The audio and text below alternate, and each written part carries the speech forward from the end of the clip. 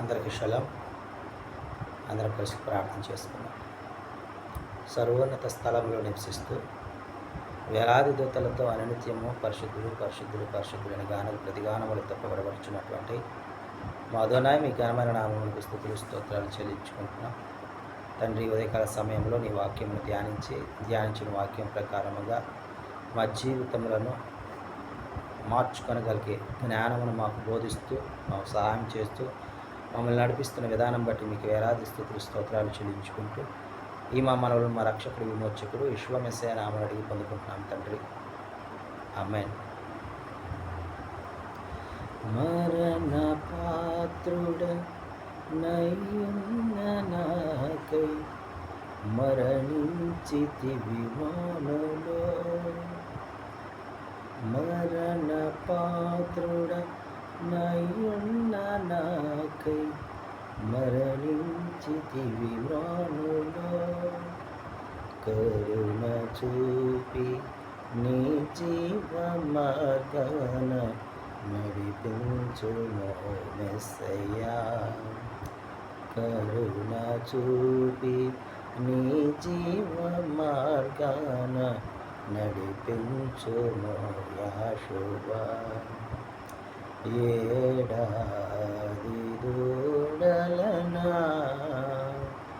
వేలాది పొట్టేలనా, ఏడాది దూడలనా వేలాది పొట్టేలనా, నీవు చేసిన ఉపకారములకు నేనేమి చెల్లింతును, నీవు చేసిన ఉపకారములకు నేనేమి చెల్లింతును. ఎస్తేరు గ్రంథము 1వ అధ్యాయం మనం ధ్యానించుకుంటూ ఉన్నాం. ఈ అధ్యాయంలో అహష్వేరోషు దినములలో జరిగిన చర్యల వివరములు హిందూ దేశం మొదలుకొని కూషు దేశమునకు 127 సంస్థానములు అహష్వేరోషు ఏలెను. ఆ కాలమందు అహష్వేరోషు షూషూను కోటలో రాజ్య పరిపాలన చేయుచుండగా విందు ఒకటి ఏర్పాటు చేశాడు.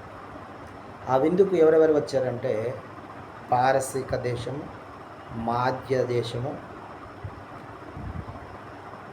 ఈ 2 దేశాల గనులు, పరాక్రమశాలులు, సంస్థానాధిపతులని కూడా మరి ఆయన సన్నిధానానికి పిలిపించాడు.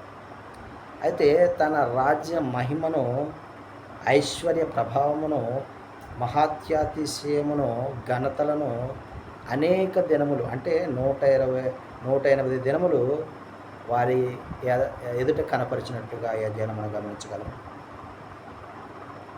ఆ తర్వాత అల్పులేమి గనులేని వారందరికీ కూడా విందు 7 రోజులు ఏర్పాటు చేసినట్లుగా మనము ఈ అధ్యాయంలో గమనించగలము. ఆ తర్వాత ఈ యొక్క వీరందరికీ కూడా ద్రాక్షరసమును, భోజనం వారికి ఇష్టం వచ్చినట్లుగా వడ్డించమని వడ్డించే వారికి ఆజ్ఞ ఇచ్చినట్లుగా కూడా ఈ అధ్యాయం గమనించగలము. ఆ తర్వాత రాణి అయిన వస్తీ సౌందర్యవతి కాబట్టి ఆమె యొక్క సౌందర్యాన్ని అందరికీ కనపరచాలని చెప్పేసి నపుంసకులైన 7గురిని పిలువనంపించినప్పుడు రాణి అయిన వస్తీ మరి ఆ ఆజ్ఞను, ఆ మాటను త్రోసిపుచ్చినట్లుగా ఈ అధ్యాయం మనము గమనించగలము. అందును బట్టి మరి అహష్వేరోషు కోపపడి వస్తీకి మరి బుద్ధి చెప్పాలనే ఒక ఆలోచనను కలిగినట్లుగా కూడా ఈ అధ్యాయం మనము గమనించగలం. ఆమేన్.